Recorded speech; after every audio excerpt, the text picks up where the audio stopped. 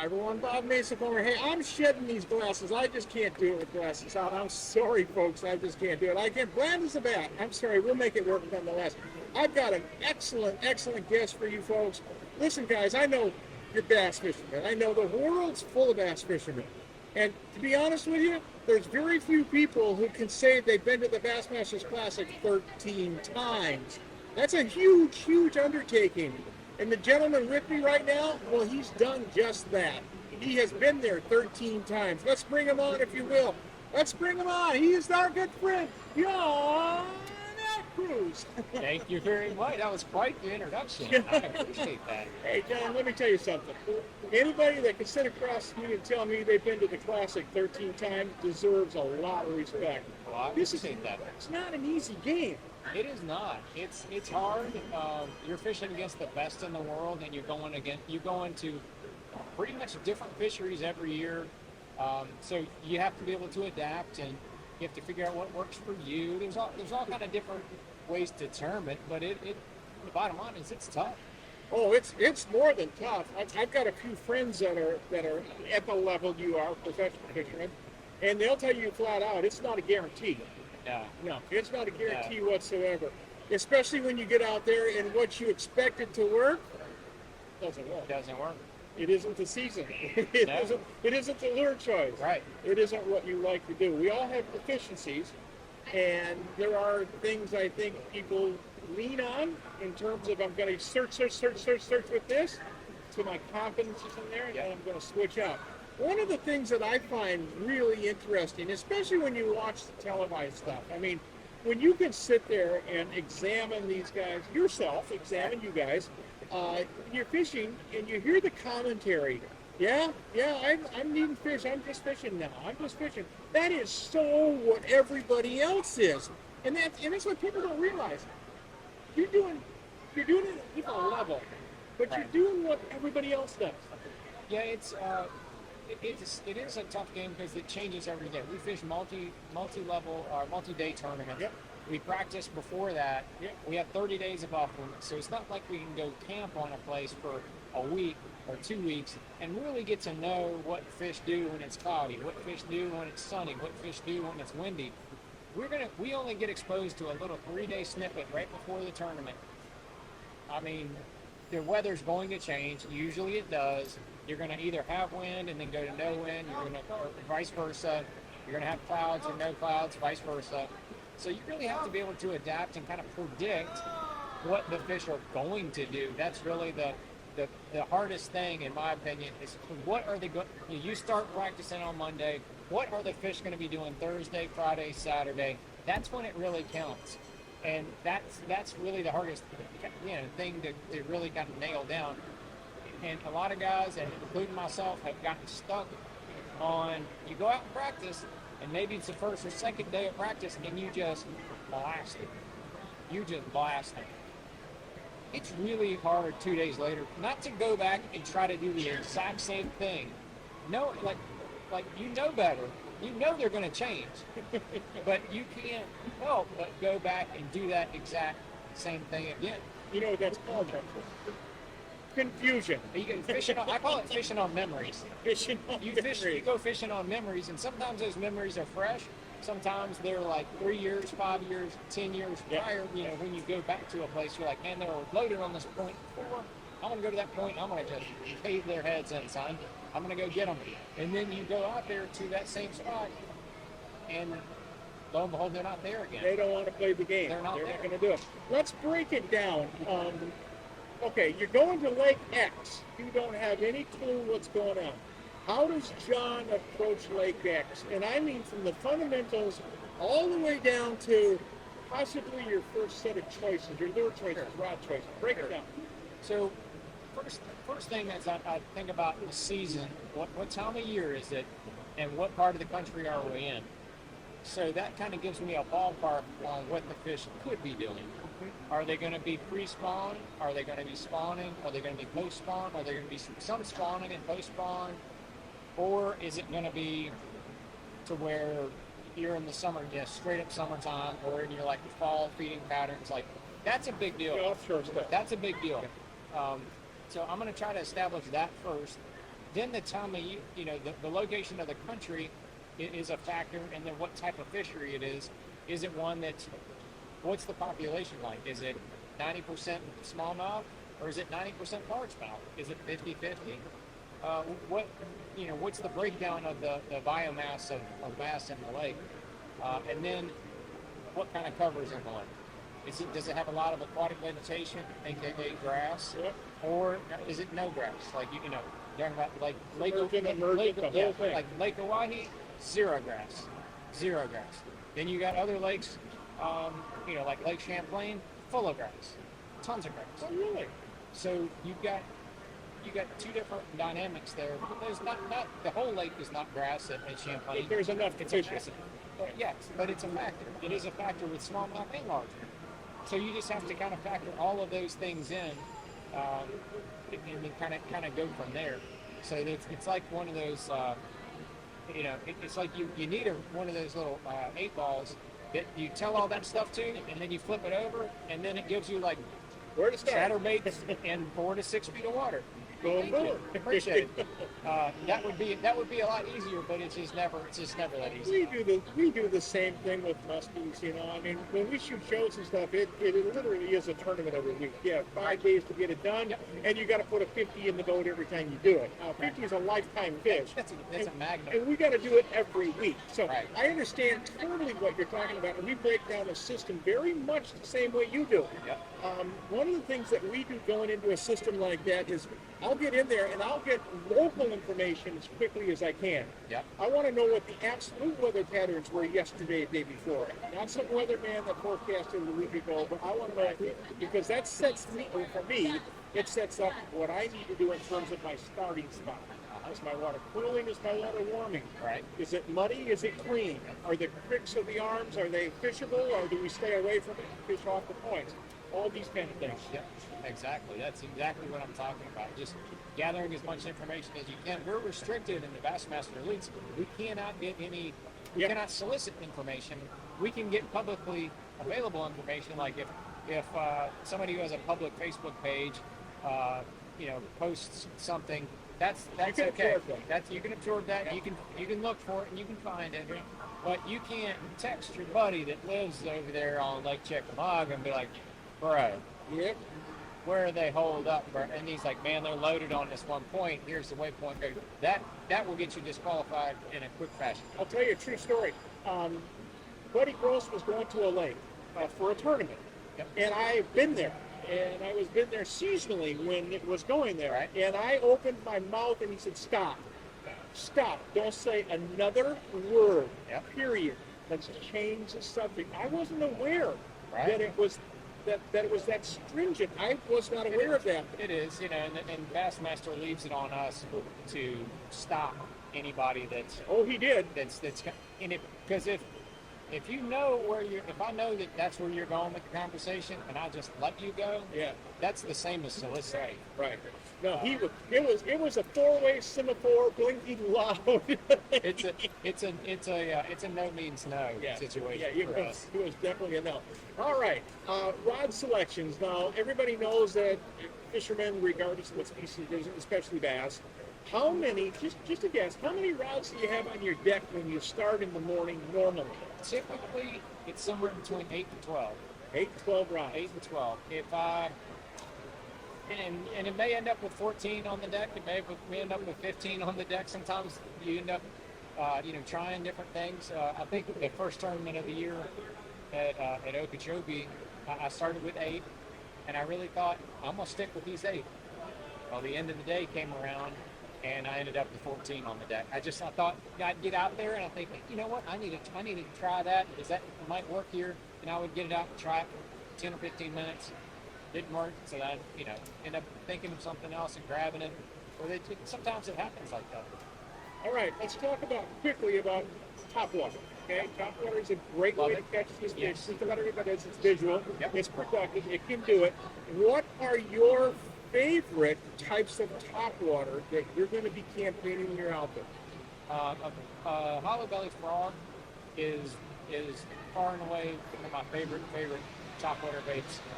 And the best way to tell people that when you're going to throw a frog is that it is right after the spawn starts. When those fry are around the shallows and around that shallow cover, grass, whatever it is, docks, that frog really, really comes into play at that point in time. And it stays in my hand from that point in time all the way until it cools off in the fall.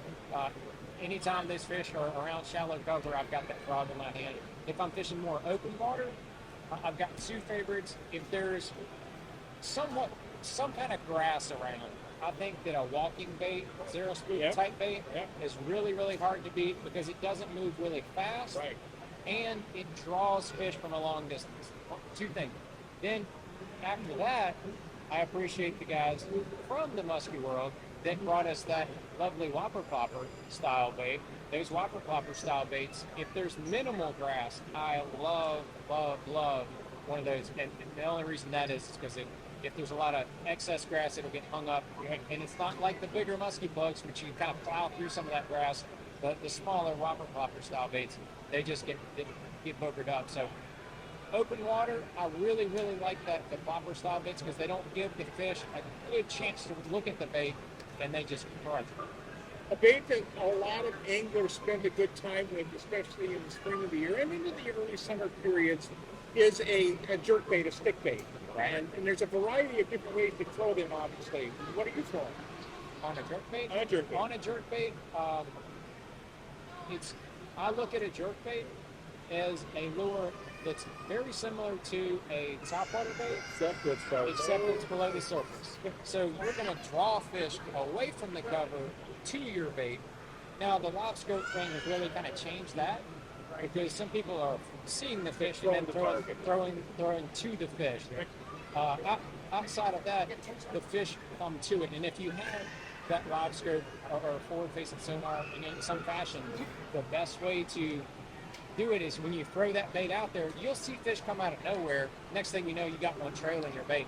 That's traditionally how you catch fish on a jerk bait. You're drawing fish away from that cover, using that erratic action to trigger them to bite. Just a curious question. This is something that we've noted over the decades of musky fishing. When we have cold front fish, our fish won't break the surface. They won't come up to that jackpot or that Havana jack or that attack dog on the top. Right. We've got to stay below the surface with a jerk bait that's just barely subsurface. And our industry is such that we have a plentiful number of them. It's not just one or two. But we find that in cold front situations, we have to keep that bait below the surface for those fish. Now, if we have radiated temperatures, they'll bust the surface to go get it. They don't screw around. But if we get pounded with a severe summer cold front, those fish don't swim. Are you seeing any of that in bass? With bass fishing, it just depends on the time of year. In the summertime, they can really turn off of a topwater bait. Yep. They can go from fresh in a topwater bait to like, forget about it, buddy. Nobody. Later in the fall now, cold fronts seem to not as effective as much. If the bait moves out, topwater bite tends to die. As long as there's bait in there, it's still in there. In the fall, they can still be productive. So it depends on the forest. It depends on the time of year. And what the summertime will definitely hurt it. All right. Fall, not as much. Given a lake, time of year, what's the lake you want to fish? When do you want to fish it? How much you want to put on the table I can beat you? No. I love this question and I hate this question Good Lord. because I love to fish new bodies of water, but there are places that I really enjoy going to. There's a bunch of places up north I really enjoy going to. I don't mind. I live in Virginia. I don't mind that drive to get up there because they're just special places. Lake Champlain, absolutely one of those places. St. Lawrence River, one of those places. St. Clair, one of those places. Lake St. Clair, Michigan, one of those places. We're going to all three of those places this year. But we've been to a number of other places up north that are just a lot of fun to fish. The western basin, the eastern basin of Erie, over there around Buffalo, if the wind's not blowing, it is an amazing fishery. It has some really big fish. But if the wind's blowing, you better have a 40-foot boat. That's all I'm saying. It can get awful So over you there. may as well be on Mille Lacs Lake for all that matter. Oh my gosh, yeah. Man, I tell you, Mille Lacs is another one, dude. Yeah, Mille Lacs Lake. Oh yeah, and we're 90 miles away from Mille Lacs Lake. Right. You know how many times I fish it a year? Oh, Zero. oh, We just don't have the chance. right. Just don't do it. It's one of the best musky lakes on the planet.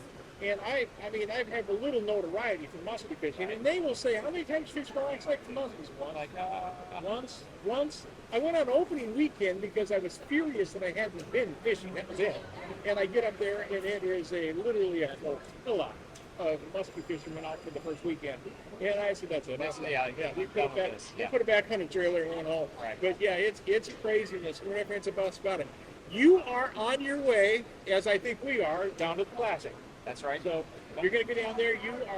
You're not campaigning this year. No. You're not fishing. No. It's one of those things we talked about earlier where you got to earn that. I mean, it.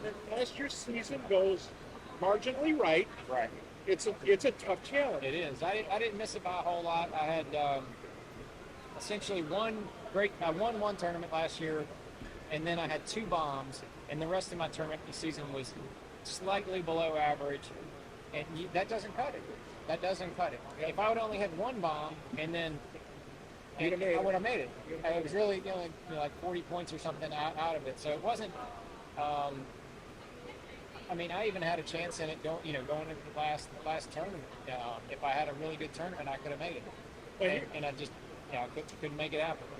Here's a question you can avoid, and I will not feel sorry or down that you do, but what could somebody that wants to fish at this level, what could they expect to have to invest for a year to go on tour, try to make it on tour?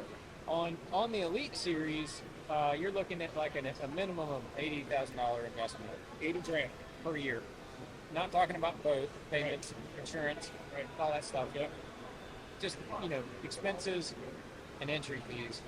But in order to get there, you've got to fish the Bassmaster Opens, which are not as expensive from the entry fee standpoint, but they're pretty much just as expensive to fish from an expense standpoint, because you're going to stay basically the same period of time, travel the same kind of distances. So that you're looking at probably a $50,000 annual investment at a minimum, and then you're probably going to jump to an $80,000 investment annually, just as an expense. But that doesn't count if you do well and make some of that money back. And if you really need some sort of support. When I started, 20 some years ago, the entry fees were not that expensive. Not what they are now. No, gas prices were not what they are now. You could, the hotels were not as what they are now. You could get by on a lot less expenses. Has the reward gone up, the financial reward gone up in sync with that, or is it? In some ways, Yeah. in some ways, if the Elite Series was before when I started, if the Elite Series was there and I qualified for it, like say in the first year, I'm not sure I'd have been financially able to do it. But luckily, I progressed through my career. Then the Elite Series started, and I was already there.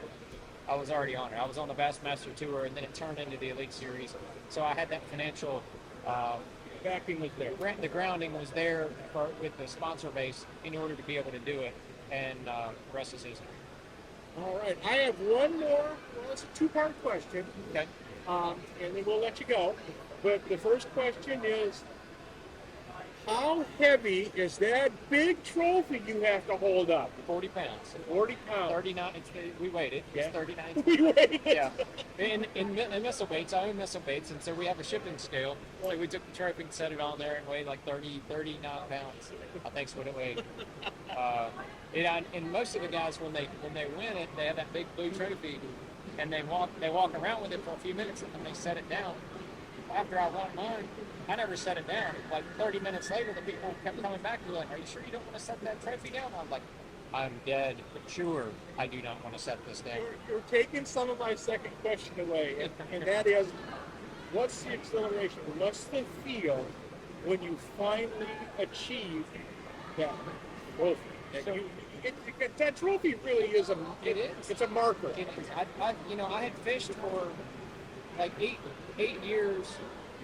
10 years full time before I won my first one. And then it was another 12 years before I won the second one. There's a lot of work goes in between those trophies. Let's do the math in between those trophies. There's a lot You could buy gold for less. right. There was a lot of work and effort and, close calls and, second guessing myself at other tournaments. And man, when it's your week and when it comes together, it just all kind of comes, and then you always look back on it and be like, wow, if I didn't do this, and if I didn't do that, and if I didn't change to that one bait and catch that fish, you never would have won. So when it's your week, it's your week. That's it. Did I hear you say you own Missile Baits? That's right. Tell us a little bit about your baits. Yeah, so- Keeping that undercover. Yeah, so- Holy smokes. I started Missile Baits 11 years ago. I've been working with, Spro and a bunch of other companies. I really enjoyed the fishing lure side of the world, and I wanted to start my own soft plastics brand. Started Missile Baits, and we've just kind of continued to grow nationally, internationally. If folks want to get a hold of you and your lures, how they do it? Missilebaits.com is our website, but they're in dealers all over the country and internationally. I mean, from Tackle Warehouse, Land Big Fish. You name it. There's all the major online retailers, and then I do all my social medias where you can follow me. I do Facebook, Instagram, Twitter, and YouTube, and I'm out. See, my wife Casey is all over the internet stuff. She is so wired on the social media. It is so big today. It is so important today. If you're in business, you better be on it. You have to. Folks, that being said, I'll tell you one thing. I've had an exciting time sitting here talking to this man because he's done what, well, let's just face it, there's probably, I'm saying 70% of the population of fish is fish bass. So out of that 70% of that population of fish bass, there's probably a strong 10% of those people who dream to be where he is today. So that being said, John, thank you, sir. Thank you for having me on. I appreciate it. No, John Crews, folks, follow him on the Bassmasters Trail, the Elite Series. For that being said, again, we're at the Milwaukee Sports Show here in West Allis, Wisconsin, at the Wisconsin State Fairgrounds. We're going to call it an end to this one, and I want everybody to know out there, God bless you, have a good time, and thanks for listening to what we do. I know it's important for you guys to do other things other than listen to us, but the fact that you do, we greatly appreciate it. We'll be back with another one in a short.